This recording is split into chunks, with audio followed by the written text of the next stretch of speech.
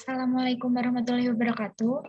Perkenalkan, kami dari kelompok 5 akan mempresentasikan hasil diskusi kami, yaitu tentang reaktor trickle back. Sebelum itu, saya Ade Irma NIM 45. Saya Nisa Nurhairiyah NIM 55. Saya Sri Lestari Wulandari NIM 59. Saya Adinda Meutia Sabrina NIM 62. Saya Naila Sumekar NIM 79. Saya Dini Kurniawati NIM 166.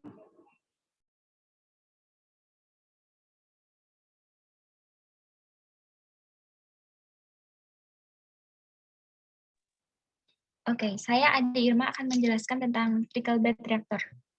Jadi, trickle bed reactor adalah salah satu jenis reaktor katalitis heterogen yang melibatkan 3 fasa, yaitu fasa padat, cair, dan juga gas. Nah, pada reaktor trickle bed, cairan hanya membasahi unggun dengan melewati bagian-bagian kosong antara partikel unggun.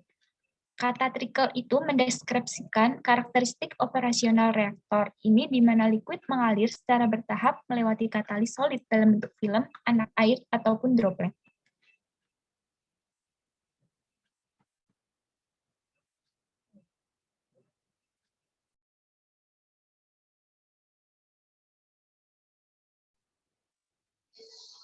Selanjutnya, saya Dini Kurniawati akan menjelaskan mengenai tipe reaktor.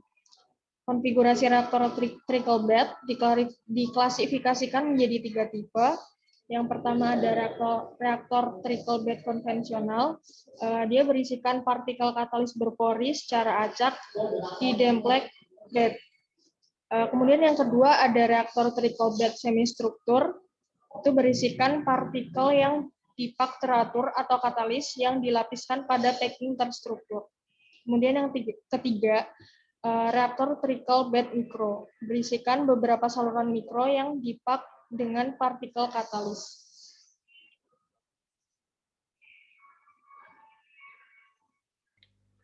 Selanjutnya, untuk prinsip kerja akan saya jelaskan, yaitu Naila Sumekar, di mana prinsip kerja untuk reaktor trickle bed ini yaitu fasa padat menjadi fasa diam dalam reaktor sekaligus menjadi katalis, kemudian fasa cair dan gas akan mengalir dari atas kolom secara searah, di mana fasa cair mengalir searah dengan gravitasi dari puncak ke bagian bawah reaktor dengan bantuan dorongan dari fasa gas. Kemudian, melalui unggun yang didistribusikan oleh distribution pellet atau sprayer, terbentuknya lapisan tipis di film di dinding permukaan partikel unggun, kemudian laju alir fasa cair ini tidak boleh tinggi dan aliran gas bergerak secara kontinu.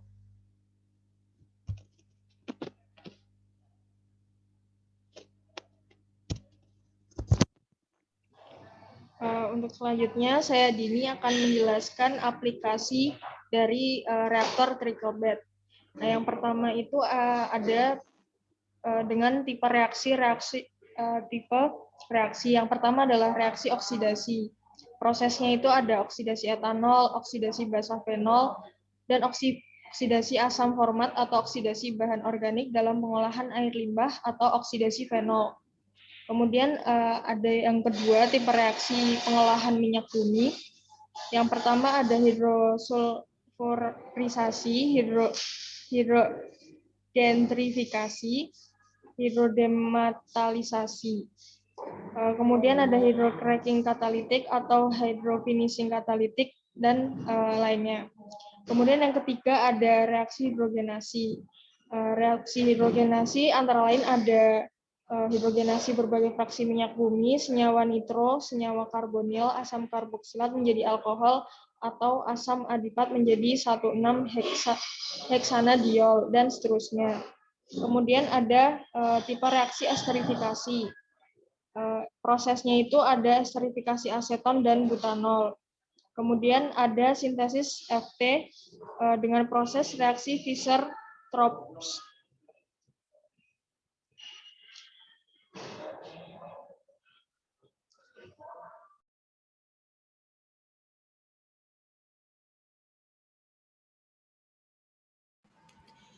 Selanjutnya untuk karakterisasi.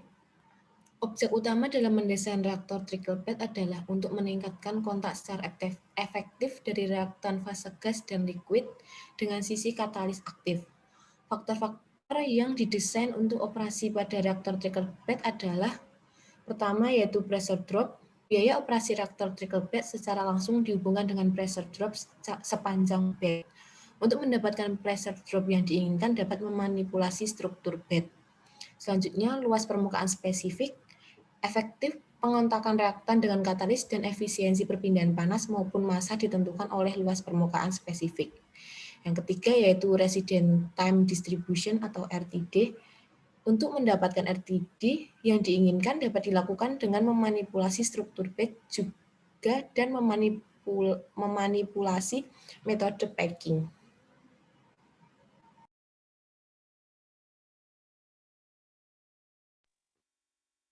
Selanjutnya, saya Adinda Meutia Sabrina akan menjelaskan dan melanjutkan dari faktor-faktor yang didesain untuk operasi pada faktor trickle bed. Nah, faktor yang keempat yaitu pengadukan. Pengadukan mempengaruhi efektivitas utilitas dari pak katalis.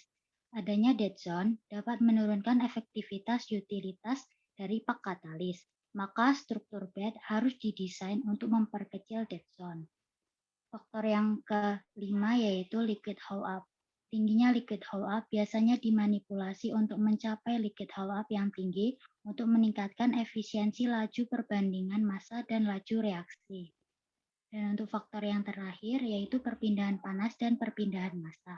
Perpindahan panas dan perpindahan massa menjadi penting saat reaksi terjadi pada perpindahan massa yang terbatas atau reaksinya itu sensitif terhadap temperatur. Nah, beberapa faktor di atas dapat diperoleh variabel yang diinginkan dengan cara memanipulasi struktur bed. Tipe-tipe struktur packing konvensional yang digunakan pada reaktor trickle bed yaitu house packaging, corrugated sheet package, mesh type package, monolith atau honeycomb, dan three-layer packing.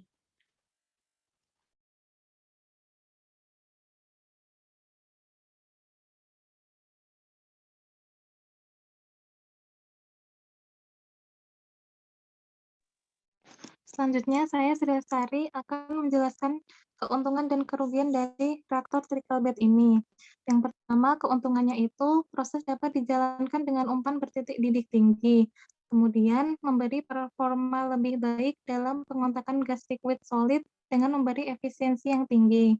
Kemudian untuk kerugiannya sendiri, operasi dengan fase uap akan memungkinkan reaksi samping yang tidak dikehendaki.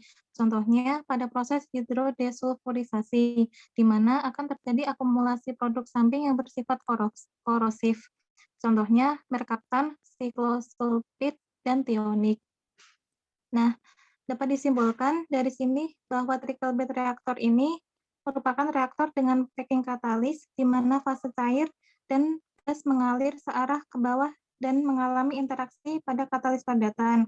Perbedaan dengan reaktor lainnya yaitu trickle bed reaktor ini memberikan performa yang lebih baik dalam pengontakan gas liquid solid.